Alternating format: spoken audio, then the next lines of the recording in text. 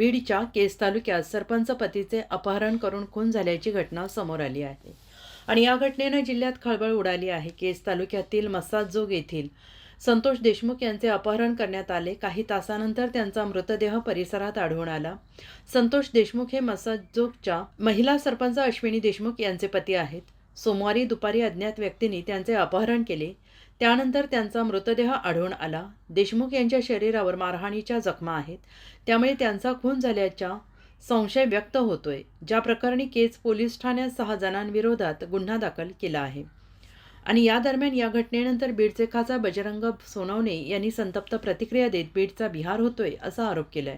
सदरील घटना घडल्यानंतर पोलिसांशी स्वतः संपर्क करून कोणताही प्रतिसाद मिळत नसल्याचं सोनवणे यांनी सांगितलं आहे। तर मुख्य आरोपींना अटक करण्याची मागणी खासदार सोनवणे यांनी केली आहे। याला राजकीय अंग नाहीये, पण राजकारणीची प्रवृत्ती ह्याच्या पाठीमागे आहे। राजकीय अंग असायचं काही कारण नाही। राजकीय आज कुणाचं सरकार आलं, कुणी सत्तेत येतात म्हणून जर आमच्या लोकांचे खून केले जात असतील तर ती बाब अतिशय निंदनीय आहे। कारण याला राजकारणाचं वळण देण्यासारखा विषय मला नाही वाटणार, पण राजकीय शक्ती नक्की या गोष्टीच्या पाठीमागे यांनी पाठबळ द्यायचं काम करतात।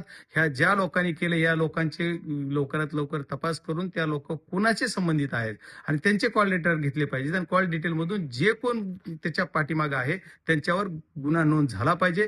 302चा गुन्हा होईल, खंडणीचा गुन्हा होईल, पण जे कोणी पाठीमागे आहेत, आमच्याकडे खोटे गुन्हे केले जाते, त्या खऱ्या गुन्ह्याला तरी न्याय बीड जिल्ह्यात एसपी आणि पोलीस यंत्रणा देणार का, हा माझ्या तुमच्या दृष्टीतून मला महत्वाचा प्रश्न विचारायचा। याच्या पाठीमागे सत्ताधारी मधले कोणी आहेत का? नाही, मला याच्या पाठीमागे कोण आहे असं आज प्रथमदर्शी मी दिल्लीत आहे। आज मी महाराष्ट्रात पण नाही किंवा माझ्या जिल्ह्यात पण नाहीये। मी आज सेशन चालू असल्यामुळे इथे दिल्लीत आहे, त्याच्यामुळे मला याच्या पाठीमागे कोण नाही। पण ही एवढी कुणाची ताकद वाढती, म्हणजे ही कसं एवढी डेअरिंग यांच्यात येते या लोकांमध्ये की डायरेक्ट उचललं जात आहे दिवसा दुपारी।